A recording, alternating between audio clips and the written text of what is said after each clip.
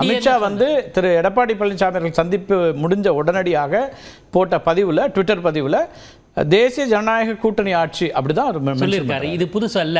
2021 இதே அமித்ஷா தேசிய ஜனநாயக கூட்டணி தான் தமிழ்நாட்டில் ஆட்சி அமைக்க போகுதுன்னு சொன்னார். அப்போதைய நிலைமை வேற.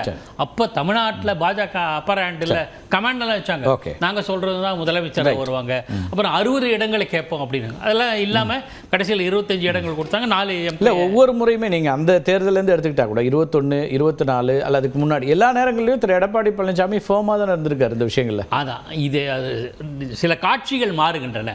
ஒன்று, அண்ணாமலை தன்னுடைய நிலையிலிருந்து கொஞ்சம் தளர்ந்திருக்கிறார். எடப்பாடி பழனிசாமியும் ஒட்டுமில்லை.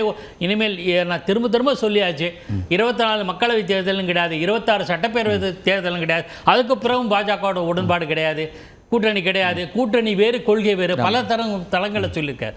இதெல்லாம் சொன்னவர் அவரும் கொஞ்சம் இறங்கி வந்திருக்கார். என்னன்னா, எடப்பாடி பழனிசாமி ஒரே எதிரி திமுகங்கிறார். இப்போ எடப்பாடி பழனிசாமி பாஜக முன்கூட்டியே கன்வின்ஸ் பண்ணியிருக்கோம். சரி, நாங்கள் உங்களுக்கு கம்ஃபர்டபுளாக இல்லைன்னா அண்ணாமலை கூட மாற்றுவதற்கு தயாராக இருக்கோம் இன்னும் முன்னாடியே சொல்லியிருக்கோம். என்னுடைய அனுமானம் அது.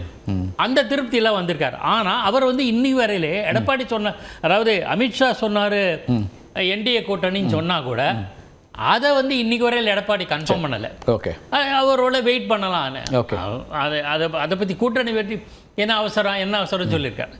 இது சூழல் எப்படிமா இருக்குன்னா, எடப்பாடியினுடைய நிலைமை, அதிமுகவின் நிலைமை நான் அப்படி இருக்கிறேன்.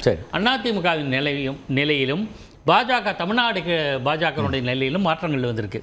இல்லை, இன்னொன்று கவனிக்கணும். இவர் என்ன சொல்றாரு, நான் தொண்டனாக இருந்து செயல்படுவேன், நாடுதான் முக்கிய கட்சியா நாடுன்னா 2 அஜெண்டாவாக இருந்திருக்கும் என்னுடைய கருத்து.